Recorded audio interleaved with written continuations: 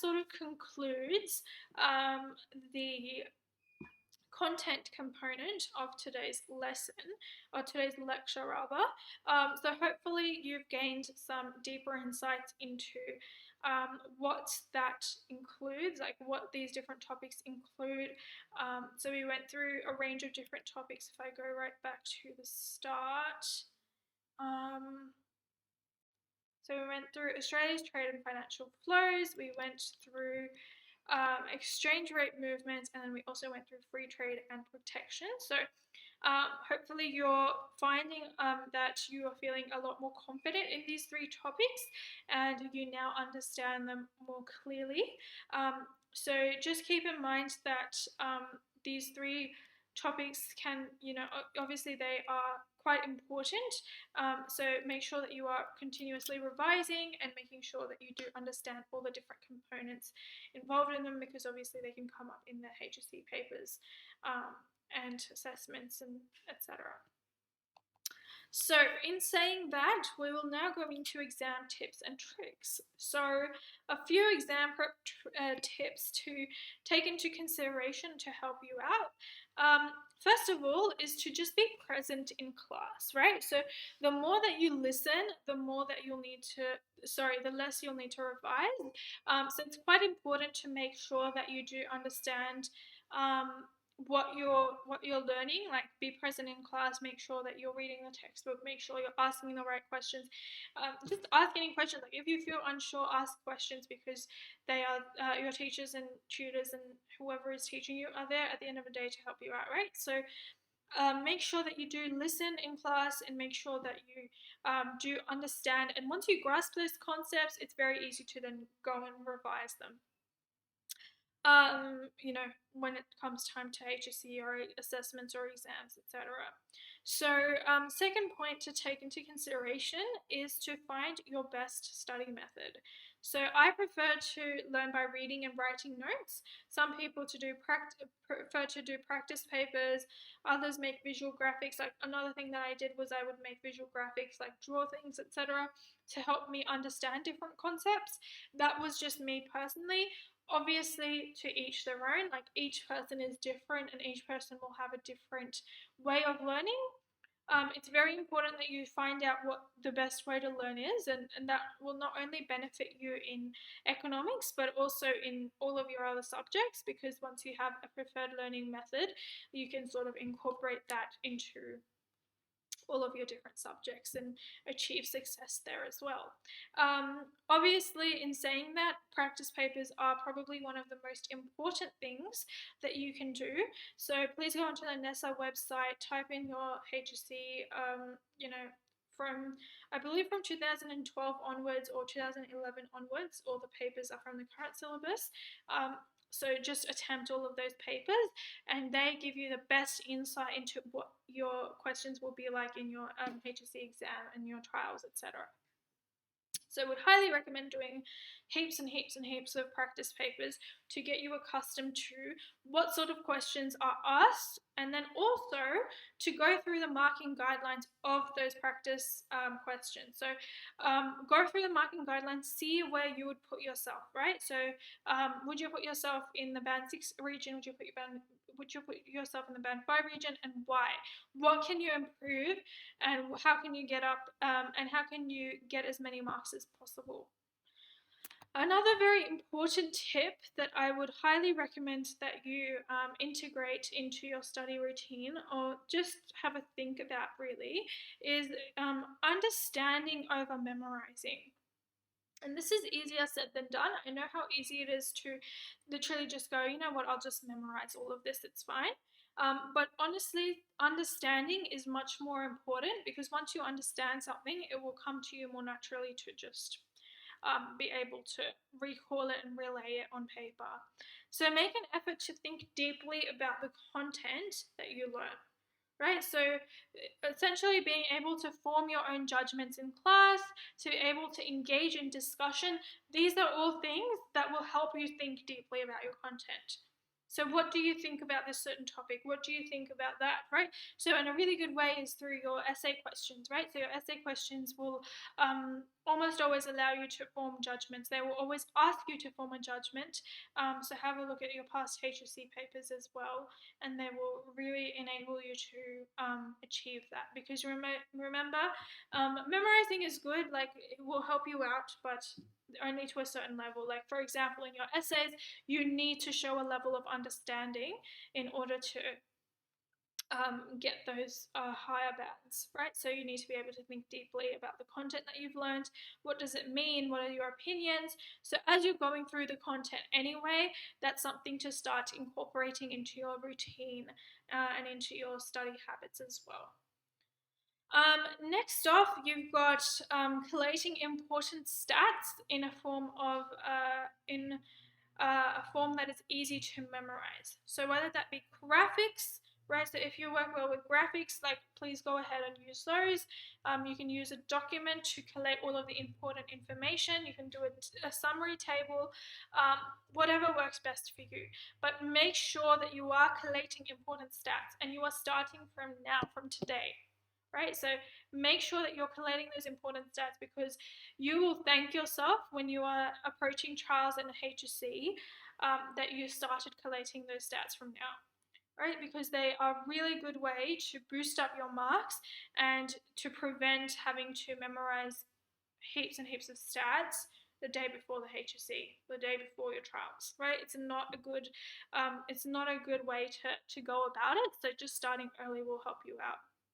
You can also do like a timeline. So from 1990s to 2000s, these are the major events. From 2000 to 2005, these are the major events. So you can write about the mining boom, have a few stats there.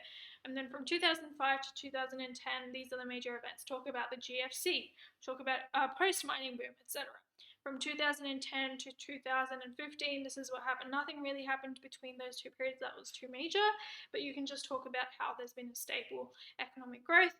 2015 to 2023, what's happened there? Well, a big one, COVID, we've got floods, we've got bushfires, there's a huge range of things that you can discuss that's had an impact on the economy and in Australia overall. So talk about that in terms of Australia, but also in terms of globally. What are the roles, what are the impacts, and what are the big questions to consider?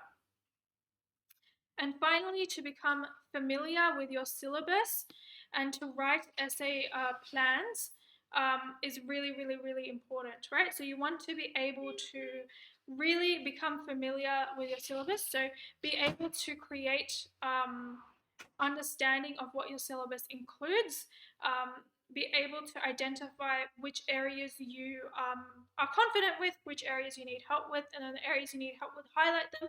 Go to your tutor, go to your teacher, research online, write notes, look at your textbook, whatever it is, just make sure that you know and you understand each component because your syllabus is where your questions are coming from. And if you don't know your syllabus, you are really, really going to struggle come exam time, come trials time, right? So make sure you know that. And another huge piece of advice that I will give you is related to your ability to write essay plans. So you want to be able to effectively write essay plans. So you're given a question, break down the question. So first of all, what is the HSC verb? If it says evaluate, analyze, what does it actually mean? How can you find out if you're not sure?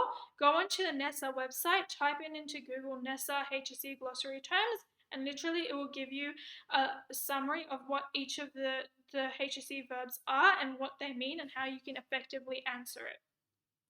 And then you want to write out an essay plan. So introduction, briefly, what would I include?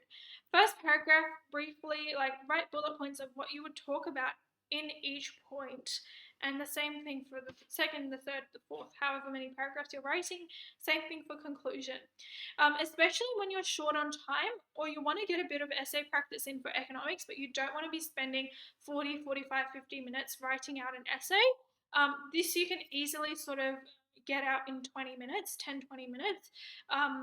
depending on how detailed your essay plan is. So it's a really good way to encourage you to start thinking about your essay writing skills. And then obviously when you do get the time, you can put all your essay plans like in a folder, and you do get the time, you can use that essay plan to write out an actual essay. And this is also really good advice in terms of making sure you have an essay plan in your exam as well. So for my exams, what I did with economics was I would always, during my reading time, flip to the last page, have a look at my essay question, think about the essays that I wanted to write when you're given the option, and then also basically choose the essays questions that I wanted to write on. And then as soon as writing time started, I would note down the important stats, I would note down the important points that I want to talk about in my essay, so that they wouldn't leave my mind if I then decided to go do multiple choice first. At least you have some sort of a plan to come back to when you start writing out your essay.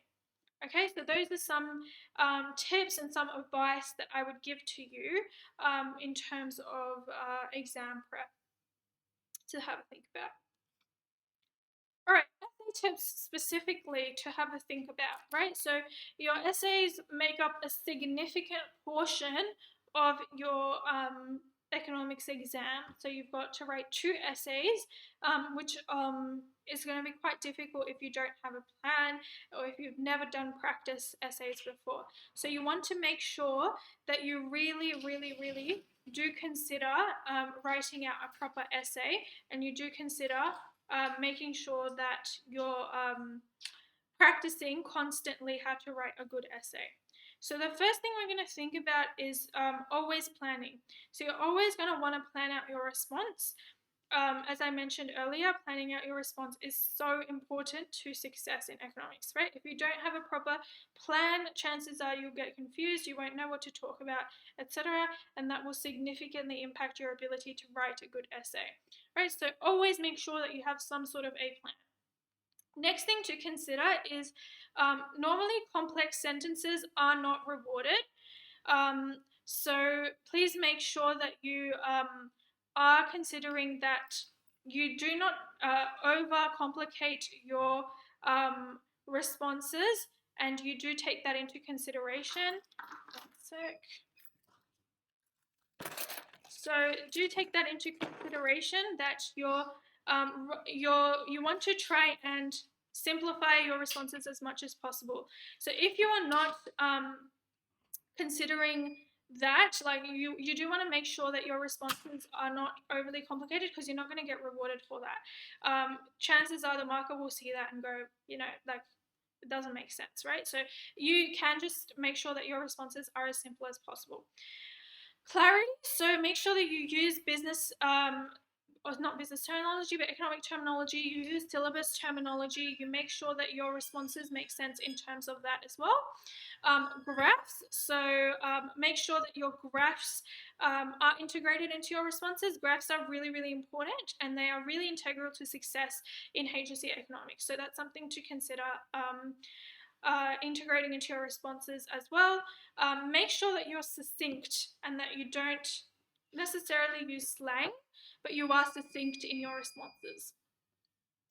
Theory versus fact. So using words like may, might, could, theoretically, etc. Right? Those terms are really important, and they are really integral to achieving success in the course.